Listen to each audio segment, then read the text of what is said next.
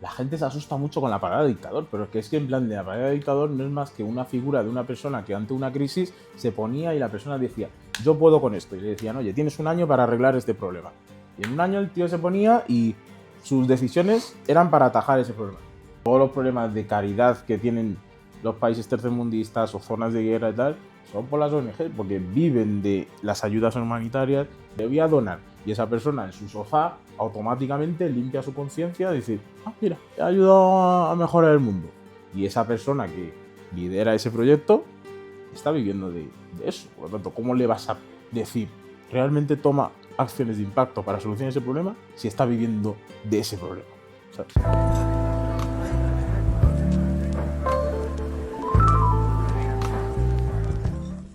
Muy buenas a todos, bienvenidos. Bienvenido, Marc. Hola, ¿qué tal? ¿Cómo estáis? Bien, genial. Hoy vamos a hablar de un tema un poco controvertido. Se habla mucho últimamente en redes sobre ello. Hemos traído a alguien muy interesante, al menos su punto de vista, para hablar sobre ello, y es si la inmigración sostiene nuestras pensiones, ¿es así o no? Y lo vamos a hablar abiertamente y sin tapujos. Para ello está con nosotros Marc, es inmigrante de Haití, a día de hoy es una persona emprendedora que se ha construido a sí mismo. Y bueno, es una persona que empezaste desde cero, nunca mejor dicho. Efectivamente. ¿Y cuál fue tu punto de inflexión para venir de fuera y empezar a emprender aquí en vez de coger cualquier trabajo y seguir toda la vida con ese trabajo? Pues a ver, para empezar, pues yo soy de Haití, ¿no? Y es un país que es un estado fallido, y en cuanto una persona tiene que dejar su país para buscar, digamos, un mejor futuro, significa que ya hay un problema de base, de un fracaso del liderazgo del país donde nace, ¿no? En el sentido de que nadie quiere abandonar su tierra yo qué sé, para buscarse mejor la vida y dejar todas las cosas con las que está familiarizado y demás. Pero bueno, al final las circunstancias eran esas en las que el país no daba para más, y pues eso, mi familia pues ha tenido que emigrar como la mayoría de las personas de allí, y yo vine aquí con 9 años y desde entonces pues he tenido que como avanzar poco a poco, pues eso, adaptándome a la lengua, a la cultura, las formas de hacer las cosas, y de alguna forma soy partidario de que cuando vas a otro sitio que no es el tuyo, el hacer lo más posible por mimetizar, ¿no? Como dicen, ¿no? Donde fueres sabes lo que viene. Y creo que es la clave para que sea una transición amistosa tanto para el que emigra como para el que te recibe, ¿no? Porque al final y al cabo no concibo la idea de que a lo mejor yo hubiera venido aquí y me ponga como mucha gente, ¿no? que se pone en plan víctima de es que no tengo oportunidades porque me están como oprimiendo. No, porque al final hay un patrón para todas las cosas, y si haces determinadas cosas de una manera, al final obtienes resultados, que es como lo he tenido que hacer. ¿Y qué trabas te puso el sistema español a la hora de emprender o crear empleo? Pues al final aquí no es cuestión de si eres inmigrante o no, porque se lo pone a todo el mundo, ¿no? Sí, sí, sí. Al final se lo pone a todo el mundo, y la principal que vas a encontrar es la burocrática, ¿sabes? Porque al final y al cabo uno de los problemas que uno puede ver en España, y sobre todo si has vivido fuera y te has estudiado fuera y has estado, digamos, intentando hacer otras cosas fuera, como es mi caso, ves el retraso que hay a la hora de entender que no se puede hacer país sin emprendimiento, no se puede hacer país si se pone trabas a las personas que de alguna forma dan el paso de decir, estoy yo aquí capacitado, quiero mejorar las condiciones de mi país, porque no hay ningún país que pueda, digamos, desarrollarse económicamente, socialmente y políticamente si no abre o no facilita de alguna forma, ¿no? De que los emprendedores, las personas con ideas, creen un contexto para que, digamos, al final es una relación de mutuo acuerdo, ¿no? El empleador y el empleado, pero se necesita un extra, ¿no? De querer, de ambición, de crear, para poder crear ese contexto que dice, oye, yo monto esta empresa, esta estructura, necesito gente que trabaje. A la inversa no va a pasar, ¿sabes? Por mucha gente a lo mejor esto le choca, de en plan de, no, es que somos los empleados los que...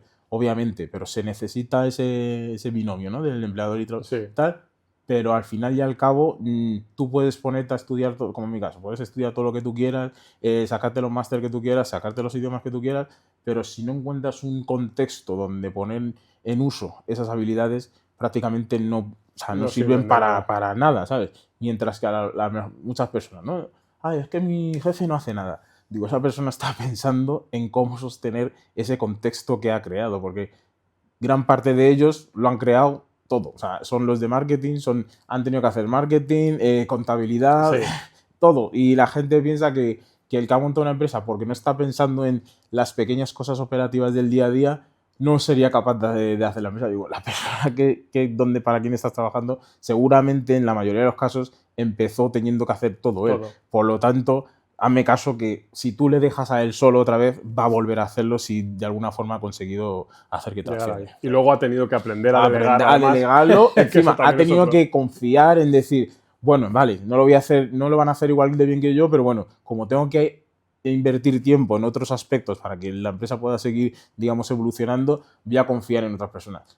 Y la gente encima tiene el descaro de decir, no, es que yo puedo, pues... Sí. Venga, que alguno hay que tiene dinero y empieza así, pero en realidad es muy poco. Muy pocos, eso. Hay poca cultura de emprendimiento en general en España. Ahora quizá un poco más con el tema de las redes sociales, esta gente de hazte rico pronto y todo eso. Y parece que a los jóvenes les pica un poquito más el tema de querer hacer algo y tal. Pero ¿crees que el sistema educativo, sobre todo, está planteado ya de esa forma? Incluso la sociedad en la que vivimos, que la gente no mire más allá de tener un trabajo y sobrevivir. Yo te voy a poner ejemplo, en plan de yo más o menos me considero que me forman en el sistema español y en el americano, ¿no?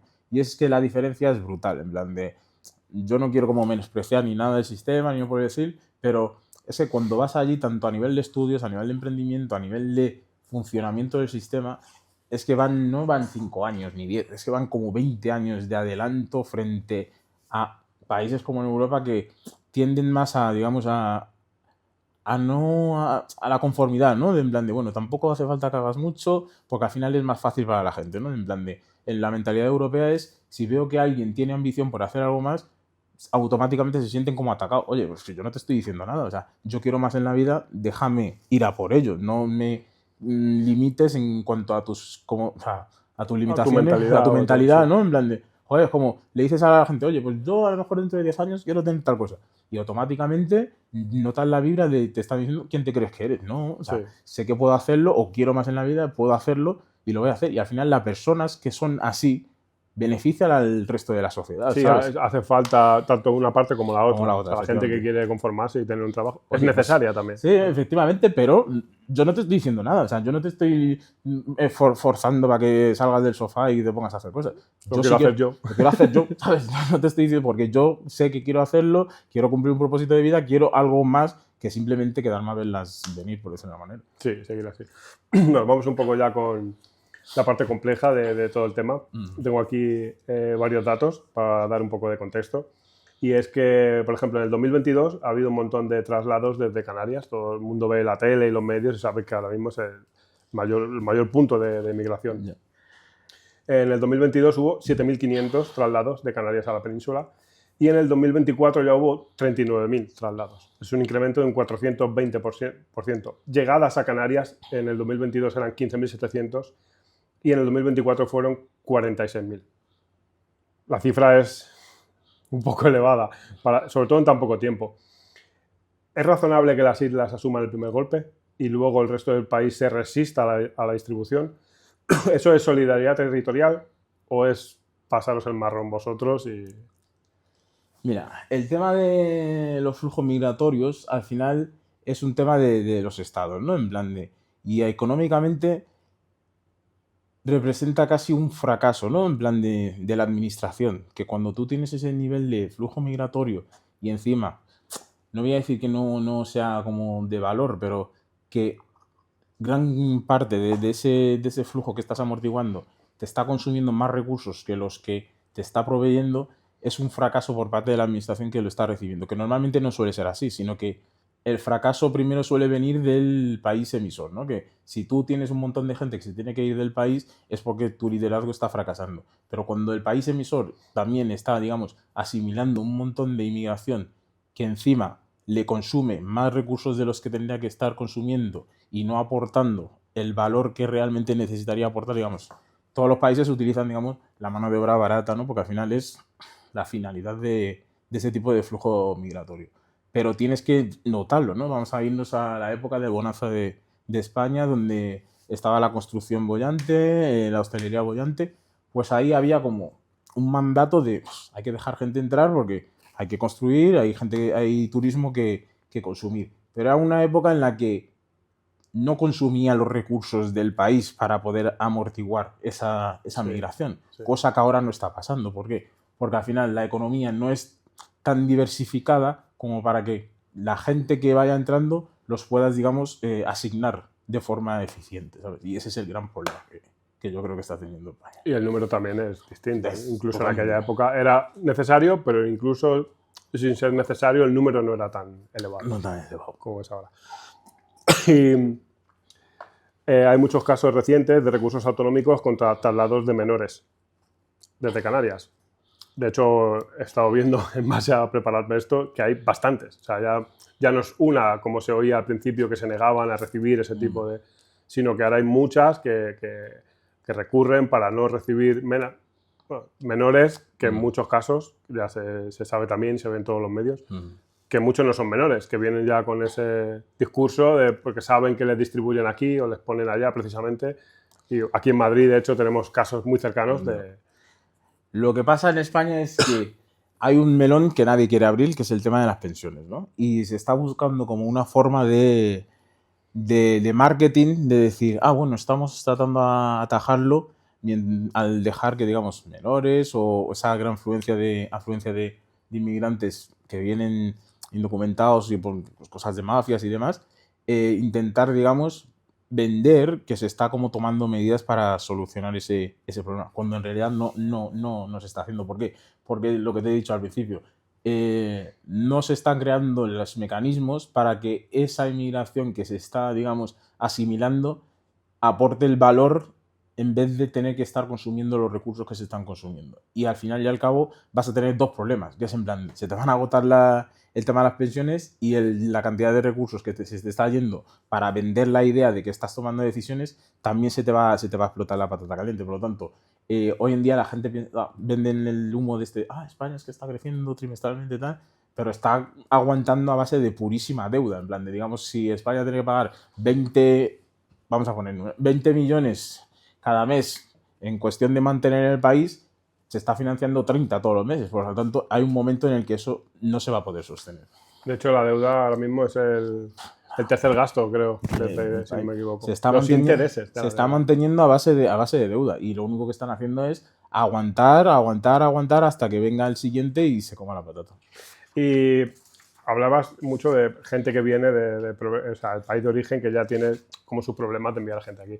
Estuve viendo hace no mucho tiempo, además, que parte de ese problema, la culpa incluso es de Occidente, porque hay contratos con países de allí, con dirigentes de los países de allí, que hacen que usurpen los propios recursos de allí para traerlos a Occidente, incluso a costa de, por ejemplo, pueblos pesqueros que viven enteramente de la pesca. Llevan cargueros allí que son capaces de pescar en una semana lo que a lo mejor los pescadores de allí pescaban en meses. Y además de eso no les dejan pescar. Entonces le estás quitando el medio de vida a gente que luego al final viene aquí y es un problema la forma en la que están viniendo, pero es un problema que tú mismo has generado y eso también se oculta. Eso es real totalmente. Sí, es lo primero que te he dicho. En plan, al final el problema de la inmigración, de que las personas tengan que moverse y verse involucradas en ese flujo que no les conviene en absoluto, es un fracaso del liderazgo en origen, que al final, pues, llamándolo en plan de caliente, es corrupción, ¿no? Que es vender, digamos, el proyecto de un país a cambio de tu bienestar material y sin tener en cuenta lo demás. Por lo tanto, los países que, digamos, de alguna forma intercambian contratos comerciales por mano de obra barata es algo que, pues, se lleva haciendo un montón de tiempo y hay personas, pues eso, asociaciones que, bueno, que intentan como de alguna forma vender como que los estados no tienen nada que ver en ese tipo de cosas y obviamente que lo tienen. ¿Es justo, digamos, de alguna forma echarle toda la culpa a Occidente? No, porque al final y al cabo tenemos un ejemplo hoy en día, que es El Salvador con Bukele. ¿Qué estaba pasando antes de Bukele? Los salvadoreños tenían que salir volando de El Salvador porque no se podía vivir y no había manera de sostenerse ahí. Ha llegado el señor, ha puesto las condiciones para que su pueblo pueda vivir decentemente y ¿qué hacen los salvadoreños? Volver a su casa. Y no tienen ese problema de me vayan a abusar de mí en otro país, estoy, digamos, vendiendo las oportunidades que yo pueda tener cerca de mi familia. ¿Por qué? Porque hay un liderazgo que está pensando en el país y al final y al cabo para mí eso es lo que marca más la diferencia y no tanto buscar la culpa tanto de fuera. Obviamente, al final y al cabo, el mundo se mueve por intereses, ¿no? ¿Qué le voy a echar la culpa al país que, por lo que sea, tiene unas instituciones fuertes, tiene un liderazgo fuerte y ve que su vecino es más débil y trata de, digamos, usar eso en su favor? Sería como vivir en la ignorancia y la ingenuidad moral. Sí, creo que es un poco todo, ¿no? Quizás además es un problema del pasado, pero desde ahí hasta ahora ha habido otro montón de problemas por el camino y ahí entra la economía, que es algo todavía más preocupante y se genera lo que se está generando. Y ahora es cuando se juntan varios problemas, se forma como un problema mucho más grande, más complicado. Sí. Y hay en provincias con mucha inmigración, por ejemplo, en Alicante, más del 28% de la población extranjera y hay un 15, casi un 16% ya son cotizantes, ¿vale? ¿Ves mejor economía local y más servicios o hay simplemente más tensión social como vemos en los medios y en las televisiones porque se quitan el trabajo, por todo este tipo de cosas que nos venden las teles? O sea, el problema que va a haber es lo que acabas de decir, la tensión social. ¿Por qué? Porque el problema es mucha gente cuando emigra no emigra todavía con ese concepto de voy a adaptarme a donde voy, ¿sabes? Porque al final es como voy a trabajar a tal sitio, voy, trabajo, pero no están pensando en cómo les va a afectar no mimetizarse en el ambiente que van a vivir. Y al final y al cabo hay un montón de ejemplos. O sea, no todos los países pueden ser como Estados Unidos. Estados Unidos es un país natural de inmigrantes. Por lo tanto, yo cuando fui a Estados Unidos, los problemas que yo te he contado en plan de tener que, digamos, amoldarme y, digamos, entender ciertas cosas de la cosmovisión del país, no es lo mismo que aquí. O sea, en Estados Unidos, un país de inmigrantes, tú te presentas ahí, ¿de dónde eres? ¿Qué hacías ahí? Tal. Y ya hay una conversación súper fluida y no hay como barreras que ir rompiendo. Pero cuando tú, digamos, mezclas culturas, de alguna forma, de un país que es puramente, digamos, a lo mejor religiosa, a lo mejor puramente ortodoxa o lo que sea, hay un problema de que tienes que adaptarte un poco, porque la persona de alguna forma está acostumbrado a vivir de una forma y meterle a lo mejor, yo qué sé, 28% de repente de personas musulmanes en un sitio que era puramente cristiano. Pues el choque cultural te va a pasar igual que cuando viajas a un sitio de estos, que te da un choque cultural de que te tienes que adaptar, etc. Pero ellos vienen y no piensan en que eso también existe a la hora de, digamos, querer vivir aquí, ¿sabes? ¿Crees que tienes algo que decir, Miguel? Sí, no, quería comentar que en relación al dato que has dado de Alicante, el tipo de inmigración que hay en Alicante es totalmente distinta a la que hay en el resto de España. De hecho, la inmigración que hay en Alicante es muy similar a la que hay en Málaga y demás. Hay muchos inmigrantes del este de Europa, de países escandinavos. Si vas a Alicante te encuentras que hay un montón de noruegos, de suecos que están viniendo a Alicante a vivir. Y claro, es muy similar también al tipo de inmigración que habla Marc en Estados Unidos. O sea, España siempre ha sido, desde mi punto de vista, un crisol de culturas y no siempre hemos asimilado. De hecho, yo no diría que España es un país racista o que tiene miedo a culturas distintas. Siempre ha sido un crisol de culturas y se ha cogido bastante bien. Creo que mejor que incluso en Estados Unidos, desde mi punto de vista. La diferencia es, creo que el tipo de inmigración que estamos asimilando ahora y que es una inmigración, por decirlo de alguna forma, de baja calidad. Ya no es tanto un problema cultural, que lo llega a ser, sino también es un problema de choque económico, porque está viniendo gente con una economía muy baja.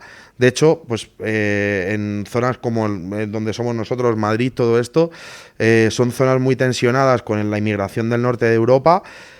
En inmigración que antes venía a trabajar y que trabajaba en distintos sectores y que ahora estamos viendo que yo, por ejemplo, que tengo muchos amigos marroquíes, te dicen es que Marruecos está subiendo, está creciendo. Estamos viendo que en tema internacional Marruecos está llegando a acuerdos con países tan potentes como Estados Unidos y Estados Unidos está dejando de lado a España por su posicionamiento contra Israel, por un montón de cosas. Y está cerrando acuerdos con Marruecos. Marruecos está subiendo económicamente Y en cambio la inmigración que está viniendo aquí no es esa que está progresando en Marruecos, sino al contrario, son en muchas ocasiones delincuentes que no aceptan en su propio país y que les echan del país y a través de las mafias que hablaba Marc les mandan por el mar a que se vayan y se busquen la vida en Europa, y muchos de ellos acaban en el sur de Europa o en zonas mediterráneas, como puede ser antiguamente Lampedusa para acabar en Italia. En Francia vemos también zonas muy tensionadas, o aquí en Europa, entonces, o sea, en España, perdón. Entonces, claro, desde mi punto de vista, la diferencia está en el tipo de inmigración. Aquí se acoge fenomenal al inmigrante desde, ya digo, siempre desde mi punto de vista, pero siempre y cuando sea para trabajar. De hecho, para entrar en Estados Unidos y para tener un visado en Estados Unidos no es fácil. Ahí no hay centros de menores que están sin trabajar. Yo que mi trabajo es comercial y muchas veces en horarios vespertinos estoy moviéndome con el coche y tal, veo a grupos de jóvenes de 20 a 25 años andando por la calle a las 12 de la mañana. Inmigrantes, que a lo mejor son 4 o 5 que van juntos, no están trabajando. El principal problema, de hecho.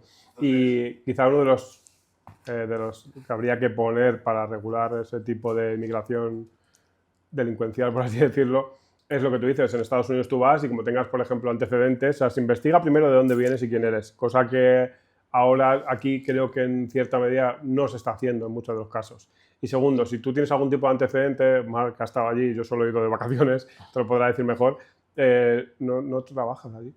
Directamente no tienes trabajo allí.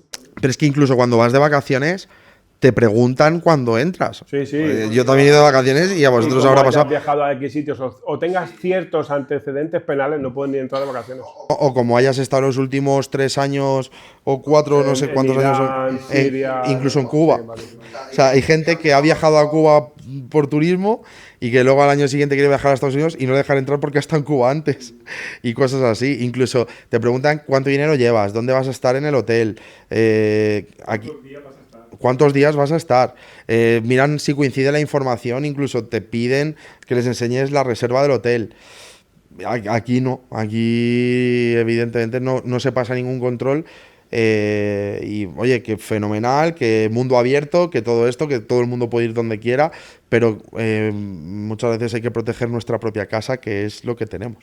Que venga a trabajar, a cotizar o a emprender como Marc y ayudar al país. O sea, tienes que ayudar al final en el sitio donde tú estés. Se pone mucho el ejemplo de Estados Unidos con el tema del acceso. Y a lo mejor la gente se echa las manos a la cabeza como diciendo, no, es que eso no es solo Estados Unidos. Hay muchísimos más países que tienen ese tipo de trabas burocráticas para entrar y se aseguran muy bien de quién llega. Países del norte de Europa. Muchas veces el Communism Starter Pack te vende, cómo se trabaja, cómo se vive en los países escandinavos. Mismamente para acceder a cualquier país escandinavo lo tienes bastante complicado. Menos en Suecia, que cambiaron las políticas y solo hay que ver el declive que está teniendo Suecia, que ha tenido un declive muy, muy, muy importante económico y social. O sea, Suecia, de ser de los países más seguros del mundo, ahora que Marc está hablando mucho de ello, El Salvador le da 20 patadas a Suecia en seguridad. O sea, es impresionante.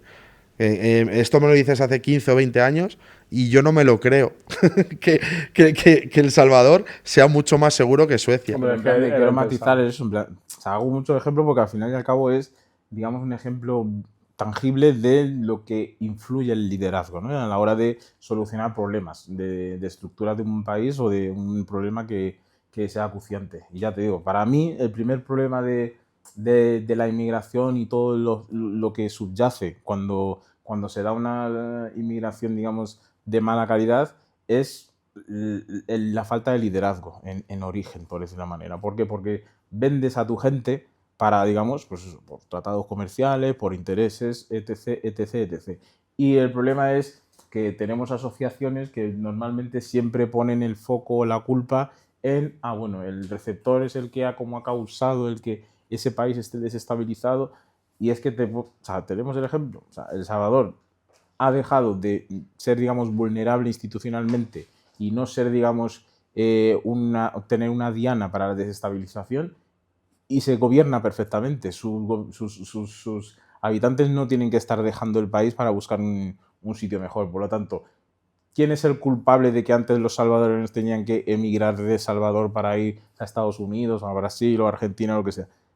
¿Los gobernantes de El Salvador o los que los reciben, pues eso, dándoles a lo mejor una segunda oportunidad, que vayan a tener que empezar de cero, aunque no vayan a ser las condiciones adecuadas, porque al fin y al cabo tampoco se puede pretender que dicen, no, es que no nos reciben bien.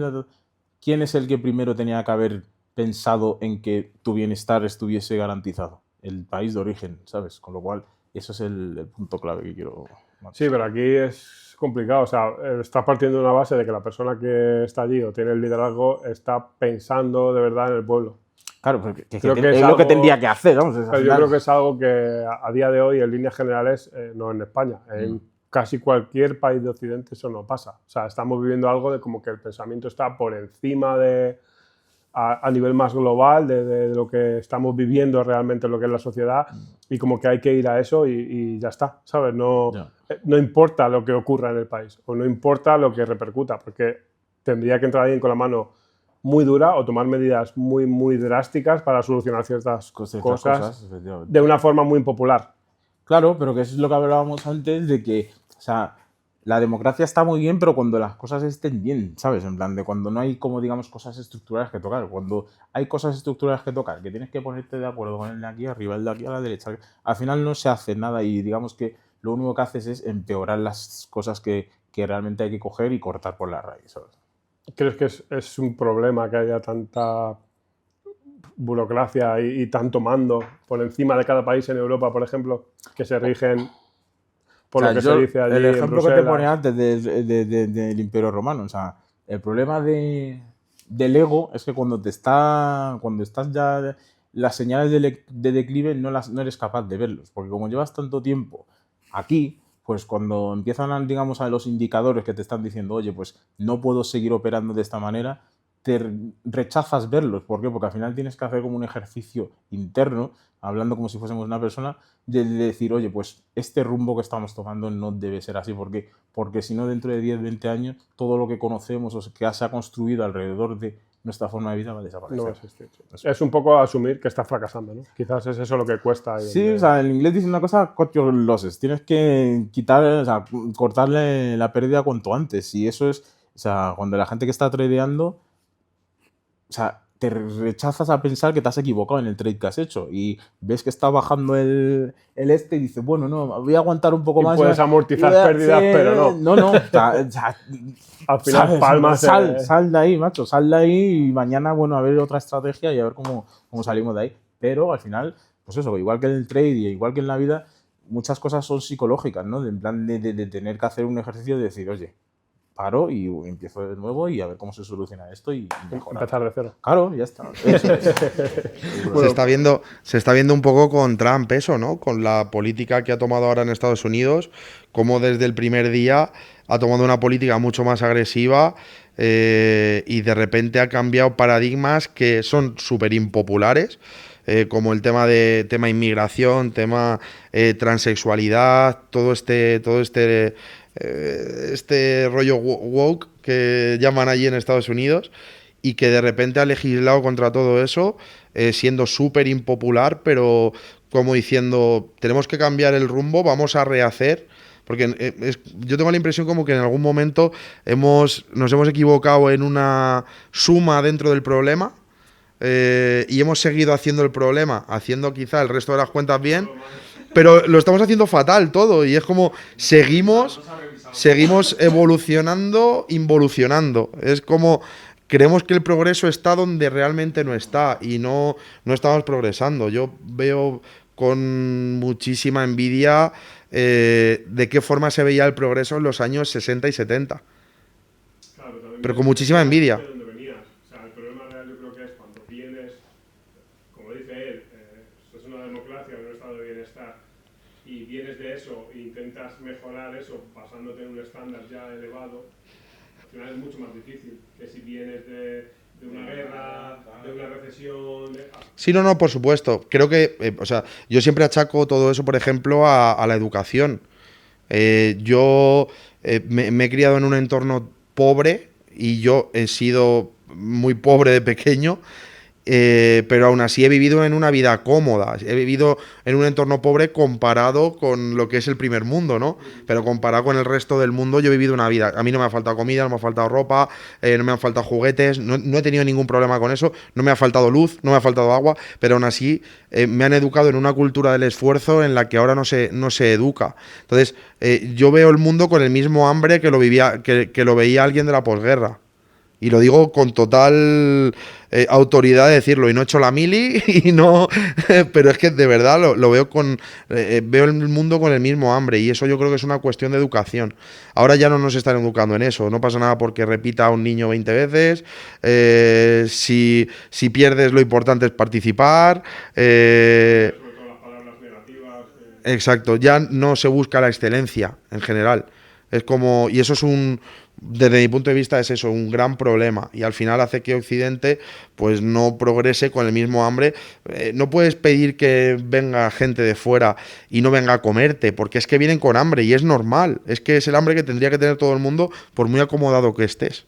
Y a colación un poco con lo que dice del tema de la cultura woke y todo eso, tú que tienes una mentalidad más liberal y abogas por el capitalismo y eso, ¿crees que es tan necesario que tomen ese tipo de medidas con romper ciertas estructuras sociales, como el ejemplo que ha puesto él de los trans, por ejemplo? O sea, aquí en España se han aprobado, por ejemplo, también varias leyes, como la ley trans, la ley de los violadores, todo ese tipo de cosas, que creo que hay ciertas partes de las leyes que eran muy necesarias, al menos desde mi punto de vista en este país.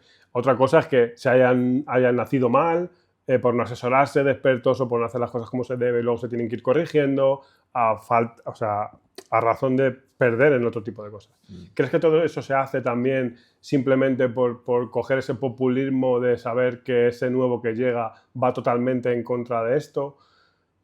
¿Crees que es necesario, por resumirlo a una pregunta breve, ¿crees que es necesario realmente la gente liberal que está llegando ahora que siga implementando cosas para facilitar el capitalismo sin tener que destruir ciertas cosas sociales que creo que eran necesarias? O sea, el problema que yo veo con todo el progresismo que ha habido estos últimos años es que tratan de como forzar, digamos, sus derechos, ¿no? Por decirlo de una manera, en plan de... O sea, yo creo que la mayoría de las personas, digamos, de sentido común, o sea, yo no tengo ningún problema con que si tú te percibas mujer, gato, cebra, caballo, lo que tú quieras, ¿vale? Pero lo que no puedes tratar es forzar a la gente que eso no lo comparta o no lo parece bien de coger y decir, voy a meterme en una aula de niños de 5 años y les voy a decir que está bien que se piten los labios y se pongan dragas para sentirse de una forma determinada. Porque lo único que estás haciendo es adulterar la percepción de la realidad de individuos que cuando les toque ser funcionales no van a ser capaces. Y es lo que está pasando en la sociedad hoy en día. El tema del bullying, pues al final ya no es tanto solo el bullying, sino que es que destruyes tanto la capacidad de, digamos, de resiliencia, de aguante y de capacidad de decisión de un individuo, que al final tú vas a tener dentro de 20 años personas disfuncionales y te vas a quedar pensando en plan de, joder, pero ¿por qué la sociedad no está funcionando como tendría que estar funcionando? ¿Por qué hay gente que se quiebra ante cualquier cosa? ¿Por qué hay tanta gente que tiene problemas de salud mental? ¿Por qué? Porque estás, digamos, tratando de forzar una realidad en base a cómo tú te sientes y por lo que sea, yo no sé quién es el que está interesado, bueno, sí, más o menos lo sé, pero bueno, la gente que está interesada en promover eso, que al final son los 4 espabilados de turno, que viven como han encontrado un nicho donde se puede, digamos, victimizar a esas personas, pues hacen un bombo con eso y al final crean un ecosistema que a la larga la gente va a empezar a ver las consecuencias y va a ser peor el remedio que la enfermedad que tratan de hacer. Vamos a tocar un poco la parte más interesante de todo esto, que la hemos mencionado al principio, y es el tema de las pensiones. ¿Vale? Voy a traer primero unos datos y ahora comentamos sobre el tema. Ya lo hemos comentado en un dato anterior, el tema de los datos de población. Es un estudio del INE. España roza los 49.150.000 habitantes en abril de este año y sube por inmigración neta. Tenemos también un hito histórico este año. en cotizantes extranjeros que superan los 3 millones, que es un crecimiento de un 7% interanual. Esto ensancha la base de cotizantes que pagan las pensiones hoy en día. Y otro dato de sostenibilidad, la inmigración mejora la demografía y alivia la presión, pero sola no basta para sostener el sistema a largo plazo sin otras reformas. Y esto es un estudio del BBVA Research que dice que la inmigración actúa como alivio transitorio de las pensiones, pero el grueso del reto viene por el envejecimiento y la relación cotizante-pensionista. Ahora mismo la pirámide poblacional, si no recuerdo mal, está el grueso entre los 45 y los 55 años y ya estamos viendo cómo esto es un problema más bien grave a día de hoy, cómo se va a ir agravando con el paso de los años venideros. La pregunta es, ¿necesitamos o cómo los integramos para que coticen más y mejor? Mira, es que es lo que te he dicho antes, todo eso es pura literatura y marketing en el sentido de que se está como tratando de vender, que se están tomando medidas para solucionar un problema el cual nadie quiere atajar realmente o no quiere hacer la reforma estructural que merece ese problema. El tema de las pensiones en España es como el melón prohibido, es como la caja de Pandora, que para solucionar ese problema alguien tiene que tener el valor de ir y cerrar esa caja. Pero nadie va a tener las santas narices. ¿Por qué? Porque no hay como un proyecto de país, como te digo, en cuanto a decir, esto es un problema que de no atajarlo va a provocar un cisma, como repito. Y como la gente ahora, o sea, digamos que están gobernando pensando en los votos, pues nadie está pensando en decir, voy a sacrificar mi posición, ¿no? De, oh, pues estoy gobernando, estoy en la posición, o mi escaño, voy a sacrificar, digamos, esa posición por un bien mayor, que es el de todo eso de, es que estamos trayendo inmigrantes para solucionar el tema de las pensiones. Es mentira, es que es prácticamente imposible, por lo que te digo, de en plan de, tenemos un desafío todavía mayor, que es la implementación de la inteligencia artificial en prácticamente todas las áreas de nuestra vida. Dime tú cómo vas a, primero, las personas que se van a quedar fuera del mercado laboral porque vayan a ser reemplazados por automatización, ¿qué vas a hacer con esas personas? ¿Cómo las vas a, como digo, reciclar en el sistema para luego ponerte a pensar en voy a traer más gente fuera porque ellos son los que van a alimentar el sistema de pensiones? Si tú lo piensas, digamos, en plan de uniendo los puntos, no tiene ningún sentido. O sea, el primer problema que tienes que pensar es ¿qué vas a hacer con todas esas personas que van a quedarse sin trabajo? O sea, ¿dónde los vas a meter? Personas con 50, 60 años que se queden sin trabajo y que ya no tienen la capacidad para reciclar. Si ya antes era difícil, con cierta edad, cuando pierdes el trabajo, te sales del mercado laboral, volverte a reinsertar en el mercado, ¿qué vas a hacer con esas personas? Esas personas encima van a suponer una carga extra de recursos del sistema para que tú los mantengas a vida, porque al final han consolidado unos derechos a través de pagar su seguridad social. Luego tienes otra carga, digamos, que te extrae recursos, que es hacer transicionar toda esa inmigración que supuestamente van a, digamos, suplir la falta de natalidad. Por lo tanto, y luego tienes el tema de la deuda. Con esos tres problemas incipientes, dime tú cómo vas a hacer sostenible el tema de las pensiones. ¿Crees que es más, o sea, utilizan más un problema como es el sistema de pensiones para decir, hacemos esto, algo, que son votos, como tú dices, más que realmente para se intenta atajar el problema? Para tener argumentario para las próximas elecciones, punto, pelota. Para que cuando una persona, a lo mejor de mi estilo, que te dice, oye, estos son los tres problemas que tenemos que resolver, ¿qué me propones? Ay, el de turno, el que resuelve los problemas de turno en el bar el lunes por la mañana, pueda decir, ay, sí, pero es que están trayendo inmigrantes que son los que van a revertir la pirámide poblacional. Buena suerte con eso. Ya hay bastantes estudios que se ve que no es suficiente o que el número es totalmente inviable. Literatura y marketing. A día de hoy. Y bueno, ¿cuál crees que sería la solución? Ya te digo, echarle huevos y decir, oye, tenemos que hacer reformas estructurales de, pues, cómo vamos a financiar el Estado, en plan de... Pues, y otro problema que te he dicho, pues eso, el diversificar el sistema productivo de España. O sea, que si no empiezas por ahí, es que todo lo demás se va a acabar cayendo. Y es que la gente no lo ve, porque tú no puedes seguir manteniendo un país que si gasta 20 o sea, si le entran 20 al mes, está gastando 30 y toda deuda. Al final llega un momento que no se sostiene. ¿Cómo cambiarías tú eso? O sea, si tú mañana eres presidente del gobierno... Pues lo primero, pues cogería a los asesores, como debería ser, de coger gente capaz que digas, oye, ¿cuáles son las ideas que tenemos para, primero, sistema productivo de España? ¿Qué tenemos y qué podemos hacer para que dentro de 10 años no dependamos solo de turismo? Pues esto. Y coger, oye, que tenemos que reducir el número de funcionarios porque ya hay sistemas y hay tecnología suficiente que puede hacer 1000 veces más rápido lo que están haciendo millones de funcionarios en el país, que hay más funcionarios que autónomos. Coges y lo haces, porque al final el dolor de ahora que te va a suponer va a ser un beneficio en el futuro. Es como en el gimnasio, oye, quiero adelgazar, pero no estoy dispuesto a cortar las calorías. Pues si no cortas las calorías, no vas a adelgazar. Pues parece un símil muy estúpido, pero al final hay cosas que tú tienes que hacer, que tienes que tomar la decisión, macho. Y el problema es cuando dependes de votos y que tu modo de vida es el ganar votos, pues tú vas a hacer lo que sea por mantenerte ahí. ¿Crees que eso es posible en el estado en el que vivimos? O sea, en una democracia, como estamos... Tú decías antes el tema de las dictaduras. Al final un tío llega, dice, se hace esto y se hace esto.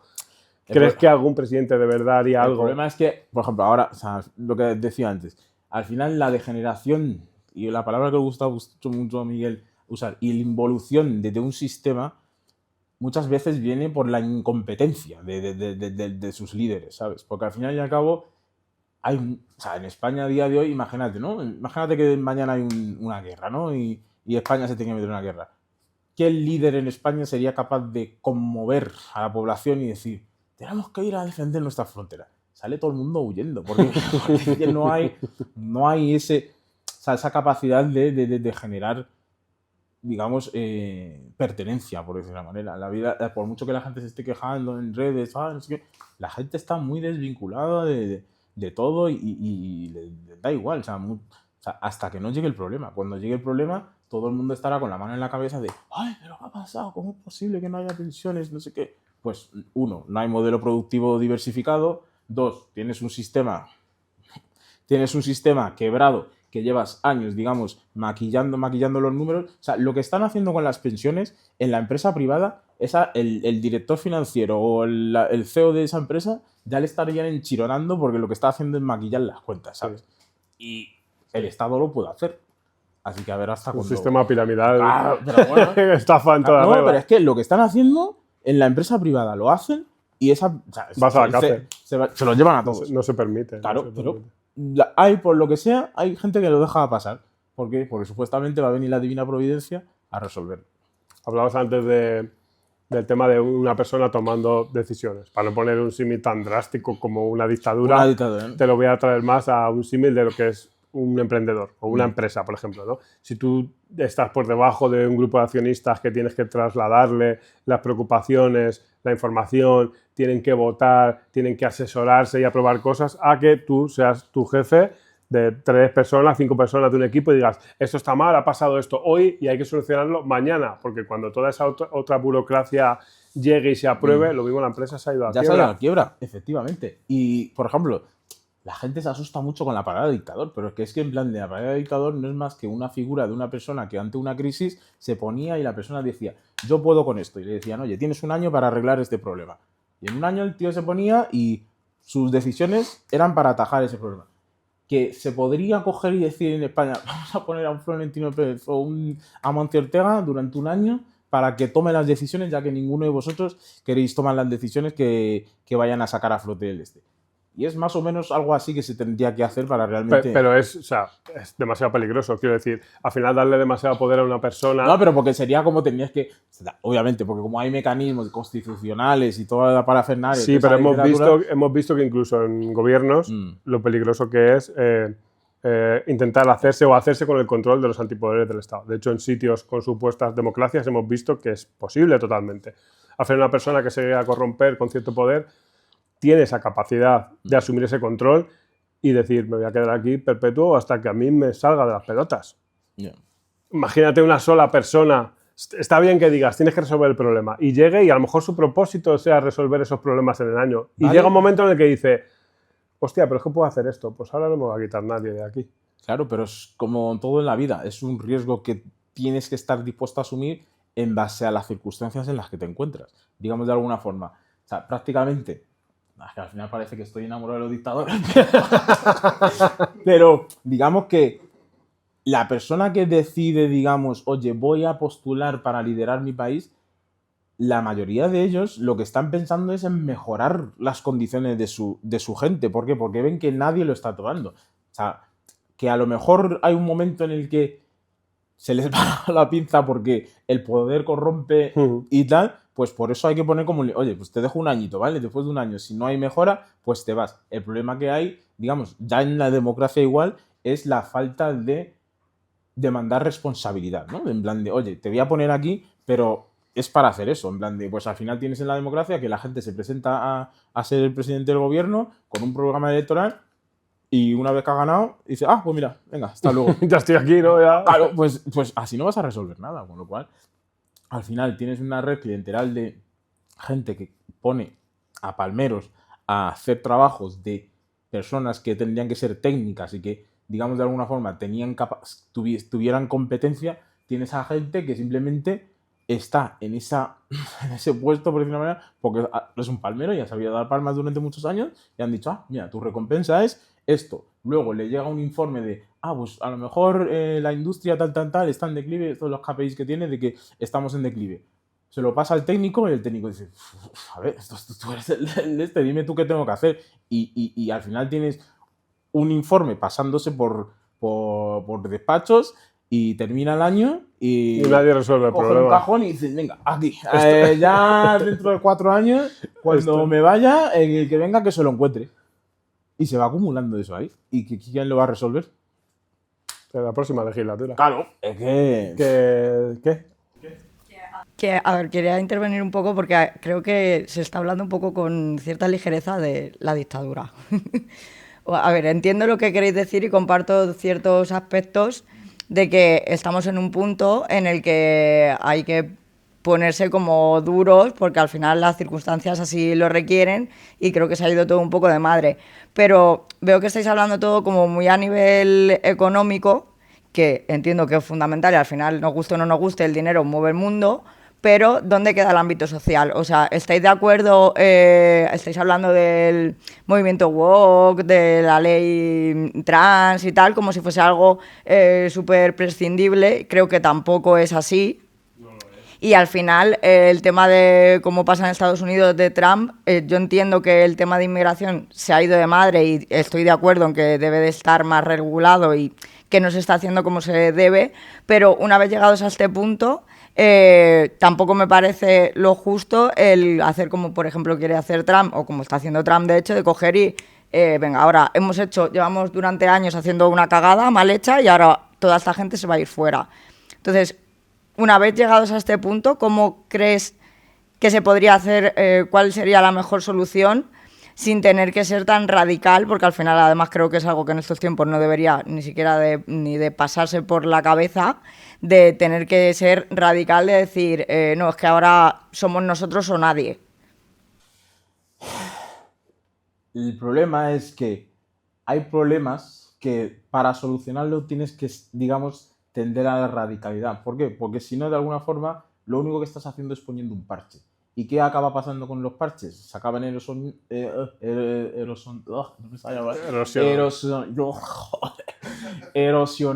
Eso.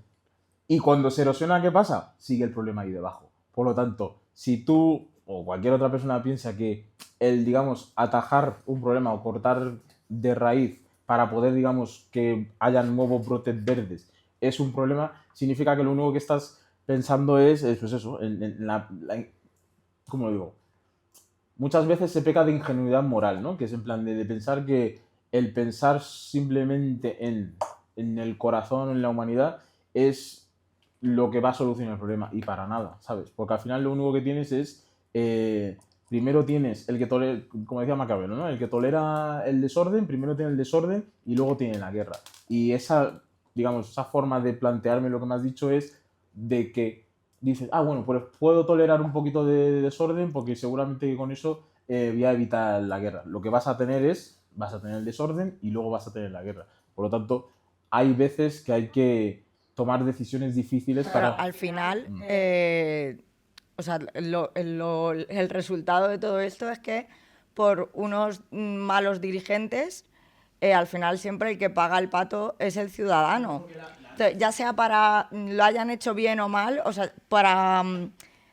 lo han estado haciendo mal y entonces han estado acogiendo a gente de unas maneras que no se debe, y ahora para solucionar ese problema, la solución es deshacernos de esta gente. O sea, no me parece... ¿Pero por qué? ¿Por qué se ha llegado a eso? Porque en el momento en el que se tenían que haber tomado las decisiones que hubieran prevenido que ese problema hubiera llegado, no se tomaron las decisiones. Por lo tanto, lo que te va a pasar ya a nivel personal, a nivel de empresa, a nivel de país, es que si tú no atajas el problema cuando hay el primer síntoma, lo que va a pasar es que va a ir aumentando, va a ir aumentando, va a ir aumentando, y cuanto más aumenta, más difícil la decisión y más carga emocional va a tener. Y como dices tú, hay mucha gente que dice, oh, ¿cómo vas a tomar esa decisión? No, haz el ejercicio de irte para atrás y ver de dónde viene el problema. Si tú no has sido capaz de atajar el problema en origen, cuando ya se te está, o cortas la pierna o pierdes, o te mueres, pues tienes que elegir. O sea, es que... Pero al final el origen del problema es el sistema.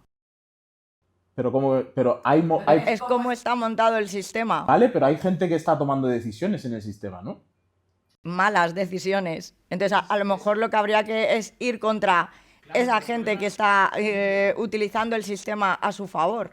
Pero en plan, el problema que tienes ahora, lo que le he dicho antes muchas veces, el problema, digamos, de los desbarajustes, en plan de inmigración, gestión mala de economía, es la falta de competencia del liderazgo. En plan, A eso me refiero, que al final estamos dirigidos pero por... cuando llega un tío que a lo mejor, o sea, Trump, que ahora tiene que tomar estas decisiones súper duras y digamos, hacer el vacío moral de decir, tengo que tomar estas decisiones porque si no, mi economía en 2-3 meses se va a ir a la mierda.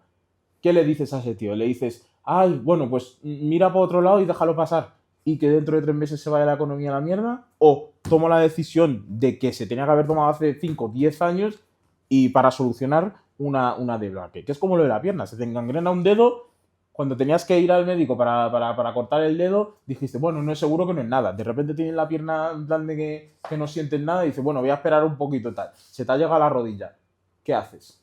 No, yo o sea, en eso estoy de acuerdo. Creo que ya es tarde, creo que ya se ha ido de madre, entonces hay que tomar decisiones más radicales. Pero el problema es cómo llegamos, por qué hemos llegado a este punto. Porque hay incompetencia, o sea, es que... A eso voy. Un pequeño matiz mientras coges el micrófono que ha hecho, por ejemplo, el tema de la ley trans. Yo no abogo, de hecho, yo creo firmemente que sí puede existir un equilibrio entre el capitalismo, mejorar la economía, sin tener que destruir todo ese tipo de medidas sociales que, aunque concretamente en este país creo que se han implementado mal por no asesorarse de las personas adecuadas, gran parte de esas medidas eran necesarias, porque eran necesarias desde hace mucho tiempo además. Pero creo que se han acogido a eso para hacer muchas otras cosas que no se deben. O sea, no hemos como hecho de menos a ninguna de esas leyes, por lo menos por mi parte. Vale. Solo, o sea, Yo, por ejemplo, lo que sí tengo que decir es que, y ya relacionando un poco todo, o sea, englobando incluso con lo que decía Marc de las pensiones, de atajar y todo esto, yo veo como una especie de interés oculto, que no es tan oculto, en reducir los índices de natalidad a partir de un montón de políticas que se están tomando, entre ellas fomentar, y no lo critico, porque hay que tener en cuenta una cosa, y es que hay veces que las cosas son grises. O sea, no son blancas o negras, y criticar una cosa no te convierte en lo contrario, ¿vale? Y yo no soy ni homófobo ni nada de esto en absoluto, que quede, por supuesto, y que quede claro. Pero se están fomentando tanto leyes como políticas a favor de la homosexualidad, de la transexualidad, de el trabajo en casa por parte de los dos progenitores, y lo pongo entre comillas porque al final convierte en que ninguno de los dos sea progenitor. Entonces, ¿qué está pasando? Que hay un declive de la natalidad que está provocando que el sistema de pensiones no sea mantenible, porque la pirámide poblacional claramente está invertida, está tendiendo a que hay muchísima más gente anciana que joven y se necesitan para poder repoblar Europa una media de casi 3 hijos por pareja y no se está llegando a tener un hijo por pareja de media. O sea, creo que está en 0 con algo, de hecho. Entonces, ¿qué pasa? Que muchas veces, desde mi punto de vista, lo que se tiende es a crear un problema social y crear minorías de la nada para poder mantener un sistema político y un sistema de partidos y un sistema de votos. Y eso lleva pasando desde siempre. ¿Qué pasa? Que a principios de siglo, finales del siglo XIX, principios del XX, lo que se hablaba era de defender al proletariado. ¿Qué pasa? Que ahora nadie quiere ser proletario, nadie quiere ser obrero. Ahora todo el mundo se identifica con el progreso económico, todo el mundo quiere tener dinero, todo el mundo quiere sentirse emprendedor, un poco también en relación a lo que hablábamos antes. Y eso que está provocando que ya uno no se sienta defendido con el discurso del proletariado, ya no me siento identificado. Entonces, ¿hacia dónde tiramos? Hacia un discurso en el que yo a ti te creo una minoría y te creo una necesidad social que realmente no existe. Entonces, aunque, a pesar de que esto que digo es bastante impopular, lo que se está haciendo es derivando políticas y derivando dinero hacia cosas creadas por el propio ser humano para crear un problema y que tú quieras que te defiendan de ese problema. Entonces, crear votos. Esto se ve, y voy a poner un ejemplo práctico. Yo tengo un amigo que es médico y le saludo desde aquí, es un médico en Canarias, es un médico laboral que trabaja para la Consejería de Educación Canaria. Dice que el 95% de su tiempo lo emplea en temas de género dentro de la Consejería de Educación. ¿De verdad el 95% de la salud de los estudiantes y demás son los problemas de género? ¿O se está derivando un tiempo valioso y un dinero valioso en algo que hemos creado nosotros y que realmente no supone el mayor problema de salud, como puede ser la obesidad infantil, como puede ser otras muchas cosas? Por otro lado, la obesidad se está también como normalizando como un tal y no atajando el problema raíz. Pero bueno, eso es otro tema. Entre otras cosas. Creo que, por ejemplo, el tema de los géneros, creo que realmente el problema siempre ha estado ahí. Porque el problema siempre ha estado ahí, ahora se le da más visibilidad, pero como en todo lo que está ocurriendo en estos últimos años, se le da excesiva visibilidad, quizá por compensar que nunca se haya hecho nada, pero creo que ahí es donde está el error precisamente, porque al final te pasas de frenada y lo que tienes que corregir esto para que ciertas personas, para que las que de verdad es un problema, y siempre lo ha sido, tengan medios, ¿vale? Y vías para poder vivir con normalidad dentro de esta sociedad, haces que confundes a otra gente que a lo mejor no tiene ese problema. Pero es que yo no lo veo, fíjate que estoy de acuerdo contigo, pero no lo veo desde un punto de vista tan inocente como el tuyo. O sea, realmente sí que hay un interés en esa pasada de frenada. Sí, no lo discuto, O sea, yo no lo sé, pero me refiero claro, que el problema realmente está en hacerlo así. Al final, ¿sabes? porque fíjate, la misma gente que está defendiendo esas políticas está defendiendo que haya islamistas radicales entre nosotros y que cada vez haya más que precisamente están en contra de esas políticas.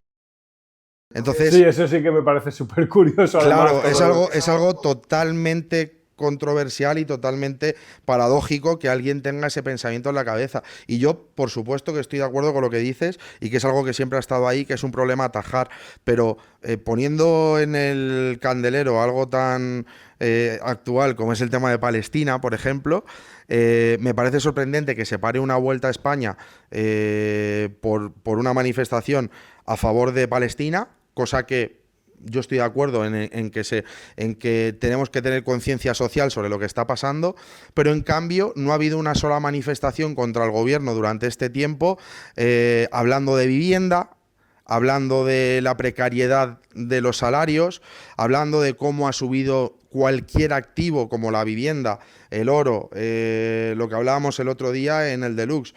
Cualquier activo ha subido muchísimo, pero lo que no está subiendo es nuestro poder adquisitivo.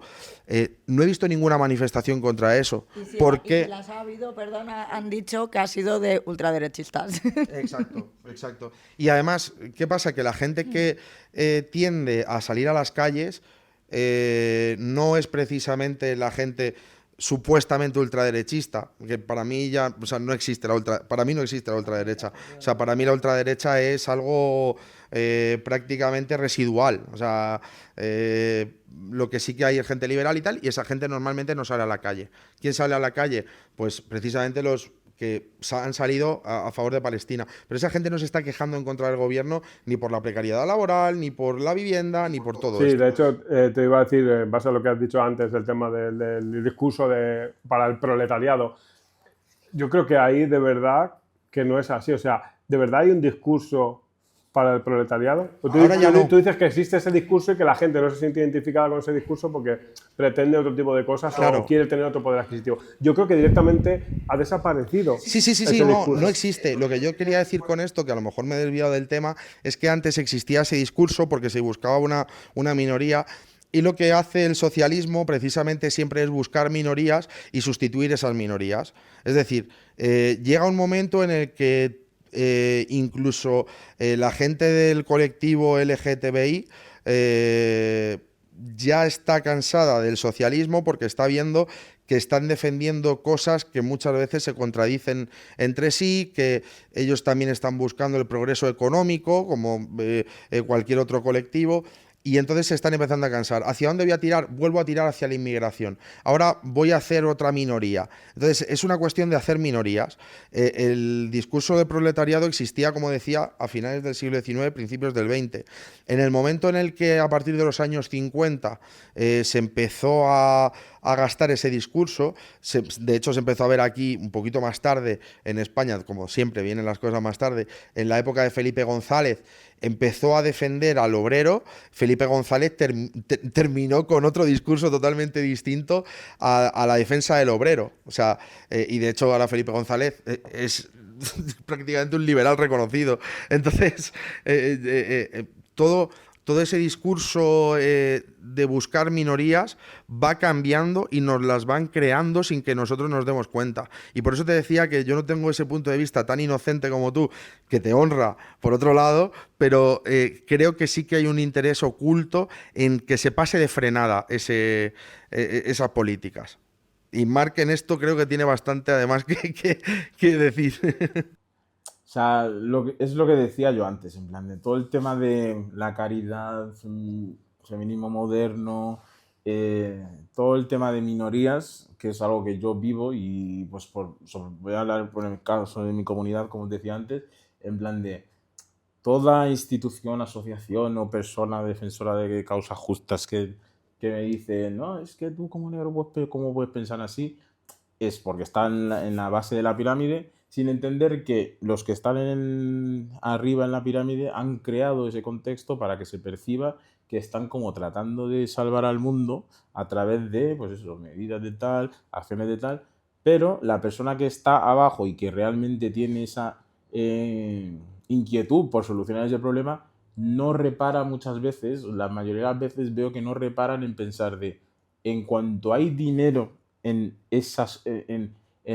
las formas de solucionar ese problema, no se va a solucionar nunca. ¿Por qué? Porque ya hay personas que viven de ese flujo monetario y tú cuando empiezas a tirar el dinero, ese flujo es muy difícil que la persona que está viviendo de eso acepte y que diga, pues sí, vamos a tomar acciones realmente de impacto que vayan a solucionar ese problema. Y destruyen ese flujo de dinero. Claro, y destruir ese flujo. No va a pasar. Y como te decía antes, el tema de las ONGs, no sé si me van a matar por decir eso, pero todos los problemas de caridad que tienen los países tercermundistas o zonas de guerra y tal, son por las ONGs, porque viven de las ayudas humanitarias, viven de la limpieza de conciencia que la persona del primer mundo que vive, la ONG tal está en la zona de guerra haciendo tal, le voy a donar. Y esa persona en su sofá automáticamente limpia su conciencia y dice, mira, te ha ayudado a mejorar el mundo.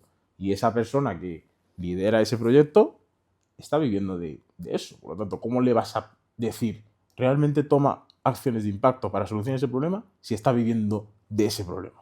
¿Sabes? Y me resulta curioso, igual a la gente le choca, más todavía que a lo mejor una persona como tú, visualmente, enseguida piensen que, lo hemos hablado antes, que vas a tener otro tipo de pensamiento o que vas a hablar de otra manera. A mí, en cambio, a día de hoy no me choca, quizá porque esté sobreinformado desde que empecé el podcast o por todo lo que veo.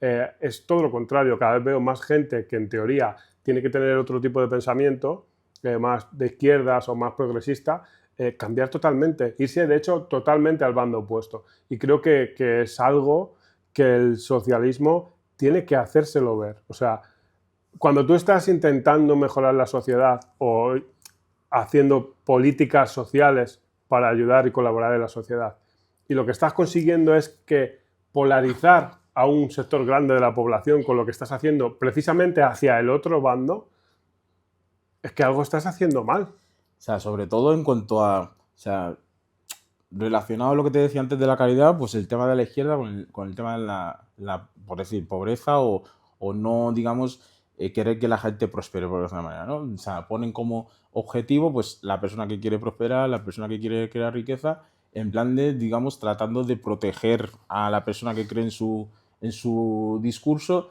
de, nosotros te protegemos contra los ricos porque tú eres pobre y tal. ¿Realmente quieren solucionar la pobreza? Porque si solucionan la pobreza y los problemas de los pobres, ellos pierden voto.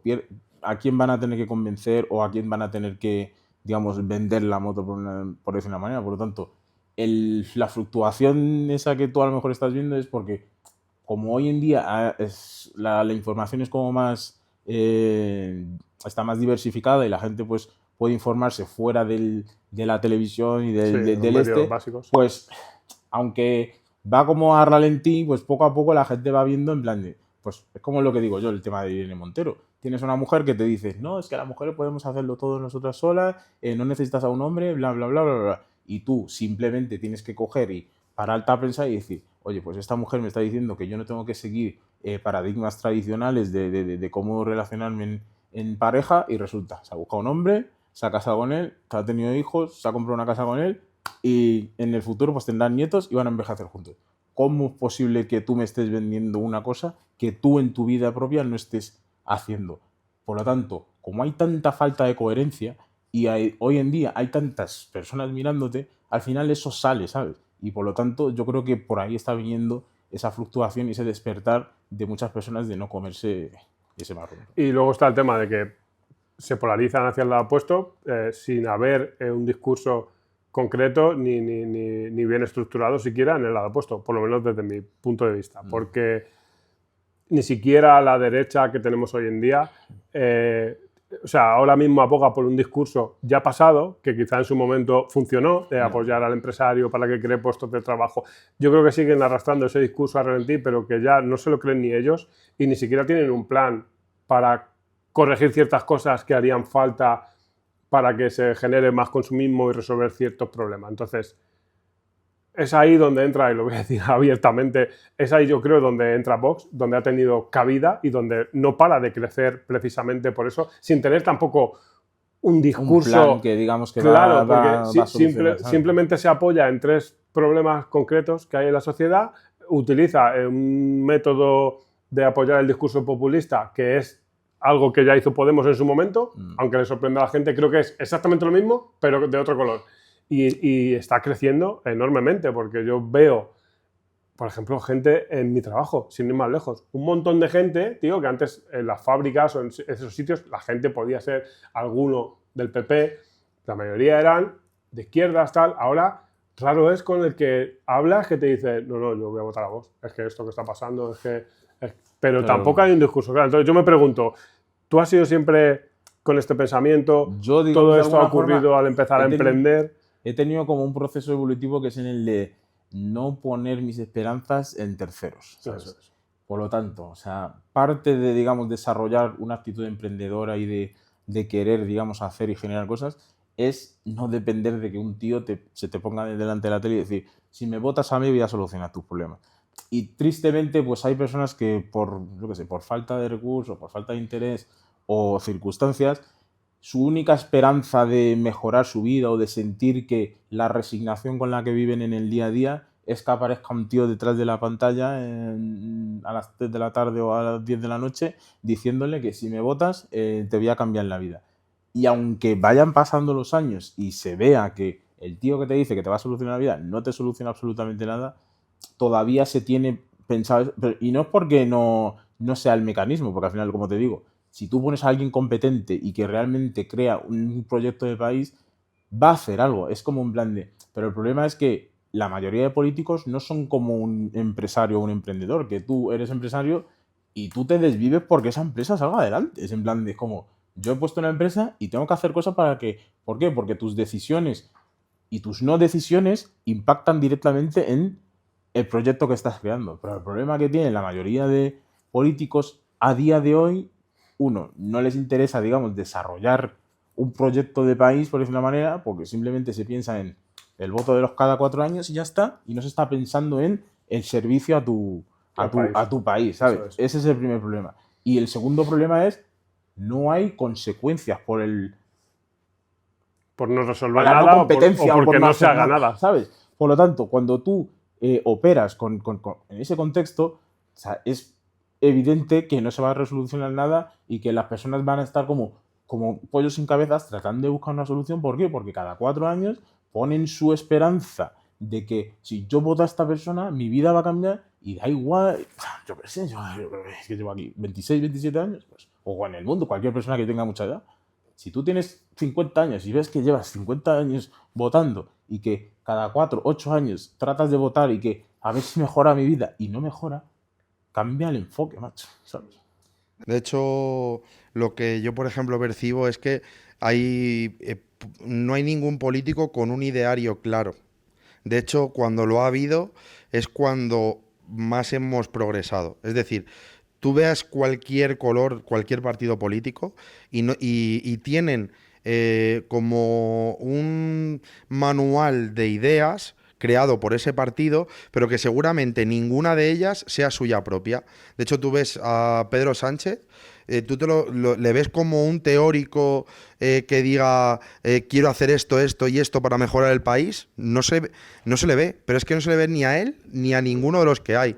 Y lo que decías tú, Canillas, en cuanto a Vox, por ejemplo, es muy sorprendente que Vox esté triunfando en la mayoría de barrios humildes. Claro, eso a mí me choca. Es que en Vallecas, en Parla, en muchos barrios de Madrid humildes, igual en Cataluña tienen muchísimo tirón, en muchos barrios humildes. ¿Por qué? Porque tienen un discurso que va es muy populista y el populismo siempre cala más en un nivel socioeconómico bajo. Pero es que aparte tiene un discurso que va muy a favor de lo que está pasando en esos barrios en cuanto a inmigración, en cuanto... Es lo que hizo Podemos, pero de otro color. Es que es lo Exacto, mismo. con otras cosas. Sí. O sea, si unes el sentido patriótico y el discurso de inmigración y todo esto con el discurso social de Podemos, haces un mix y creas un partido, lo votan en todos los sitios con un PIB inferior a 30.000 euros. O sea, es así. O sea, tendrían todos los votos de España. Sentido patriótico unido a Y tiene más el discurso similitudes. social. Tiene muchas más similitudes de las que nos creemos, porque, por ejemplo, Sí, sí, sí, Podemos en ese momento de su auge con ese discurso populista, si hubiese llegado al poder, tenía muchos peligros detrás que no se veían en ese momento. Y Vox, ahora que está creciendo, y esta es mi opinión, que no tengo ni puta idea de política, tiene unos peligros detrás que no vemos. Sí, Y sí, que sí, si claro. Vox llega al poder, pues vamos a tener otro tipo de problemas que no vemos y no somos capaces de ver ahora por aferrarnos Pero- simplemente a esos problemas sociales que tenemos delante. Mira, Sí, claro. para mí el mayor error de Vox es haberse deshecho de uno de los mejores políticos que hubiera tenido España si lo hubieran dejado. Pero al final el problema que hay en la política en España ahora mismo es el mamarracheo y el palmeo que hay. El Monteros Espinosa. Sí. Ese tío es un tío que te transmite, digamos, liderazgo, conocimiento, capacidad y competencia. Cosa que, por lo que sea, digamos, en el panorama político en España, eso se desecha por completo. En plan de si tú muestras ese tipo de características, van a hacer lo posible por quitarte. Obviamente yo puedo entender que el líder de Vox en su momento pues pudiese sentirse Intimidado. digamos, intimidado por un tío que realmente, internacionalmente, le da mil vueltas, técnicamente le da mil vueltas y, digamos, en cuestión de presencia, le da mil vueltas. Y es muchísimo más presidencial que él. Por lo tanto, que eso acabe pasando de perder, digamos, el talento simplemente por, pues eso, por conservar el asiento, por hacer... Y no, y la política y el servicio público tendría que ser algo de vocacional en cuanto a Pero no lo es. mejorar un proyecto país, como decía Miguel, en plan de, es que no hay como antes, o sea, tú cuando estudias historia, escuchas los líderes de la evolución de la historia, tú escuchas lo que hacían, cómo hablaban y cosas, eran personas que inspiraban cosas, en plan de, se ponían delante de la gente y decían, joder, pues mira, qué virtuoso es, pues es en lo que sea, un guerrero maravilloso, un escritor maravilloso, tal, alguien con ideas que transmitía para motivar a la gente. Hoy en día, es que yo, o sea, yo no sé, dentro de 50 años, 100 años, van a mirar en el 2020, van a decir, ¿quién había inspirando a la gente en esta época de la historia? Yo no sé. Las redes sociales. Claro, al final pasa que dices, ¿qué has venido a hacer política a un partido político? Claro, tío, ya. Te has equivocado de sitio. Ya. Fuera de aquí, ¿sabes? Pero Bueno, por ir cerrando un poco, y aunque al final hemos hablado de muchos temas, sí. creo que ha quedado claro que la clave no es cuántos, sino cómo. Reglas claras, vías legales rápidas y foco en que la gente cotice y aprenda. La irregularidad es cara, la legalidad rápida es barata. No necesitamos más papeles, necesitamos más nóminas, menos burocracia, más empresas. En definitiva, si produces y cotizas, bienvenido. Y si el sistema se atasca, perdemos todos. Tal cual. Tal cual. Como buen emprendedor. Tal cual. Bueno, pues muchas gracias, Marc. Nada, un Ha placer. sido- Ha sido muy gratificante. Es la primera vez que hago algo de este estilo y la verdad que muy inspirador y fructífero. La verdad. Pues espero que sean muchas. Nada, un Así placer. que Aquí estamos. esta es tu casa y bueno, me da que hablaremos en más ocasiones. Un placer, Así que chicos. muchas gracias. Gracias a vosotros que estáis por detrás, chicos, también. Así que nada, ya sabéis, si os ha gustado, darle like, suscribiros y nos vemos la semana que viene. Chao, chao, chao, chao.